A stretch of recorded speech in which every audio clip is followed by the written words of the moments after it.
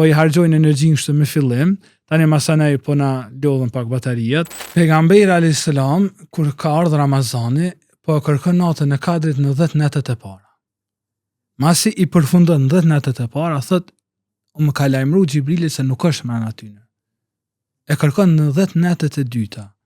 Masi i përfundon, thot, më ka lajmëruar Xhibrili se nuk është më atyne, thot, mirë po është në 10 netet e fundit.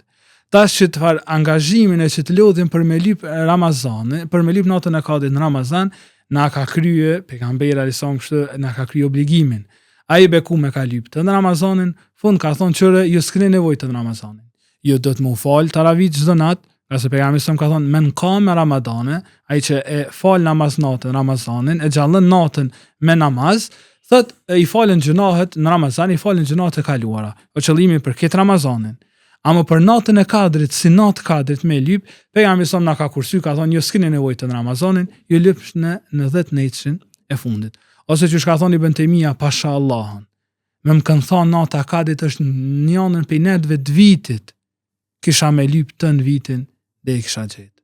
Ja vlen do me thonë të 365 dit, me ju koqit edhe dejtë e gjaj, shkaku i sevapit madhë, e jo më 10 net, e jo më netët tek. Kështu që është me vena i që theti, po i harxojnë energjinë kështu me fillim, tani masanej po na lodhën pak batarijat, edhe kur po vjen koha bashkë atëherë që pejgamberi sa 10 netën e fundit, që thot Aisha, e ka shtrëngu rrypin e tij. Pra ju ka koqit si burrat. U shku ka hin itikaf në xhamin e tij.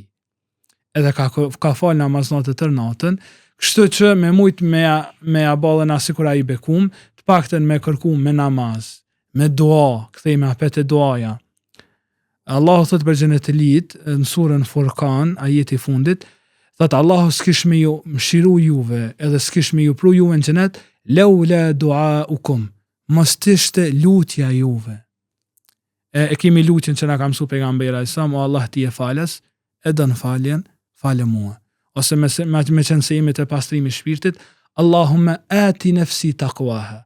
O Zot, jepja shpirtit tem devotshmërinë. O zakkiha, pastroje shpirtin tem. Anta khairu man zakaha, ti je më i miri pastrues.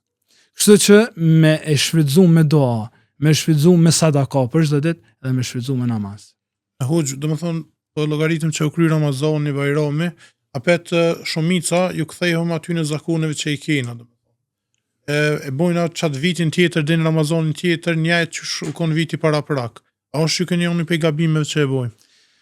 Po e para nuk mujna me mojt në nivelin e adhurimit të ibadetit jashtë në Ramazan, sikur se në Ramazan, ato të kemi të qartë. Se tani me ditë Bajramit zidhen shejtant, mbyllen dyert e xhenetit. Po ka diçka që mujna me ndrejt, për shembull se kena ofendu me hek çeto. Po patjetër ta që tham duhet me na ndikue. Nëse s'na ka ndiku, është ai që s'na u ka pranuar edhe te Zoti. Për shembull për namazin, ka thënë pejgamberi alayhis salam, kësa ka për njerëz që falen, edhe kur dalin pe xhamia namazi nuk i ngritet më lart se veshët e tyre. Domethënë kë nuk ju ka pranuar namazi rrjedhimisht edhe sindikon. Tash luna Zot ajo shej që edhe agjërimi nuk na ka pranuar.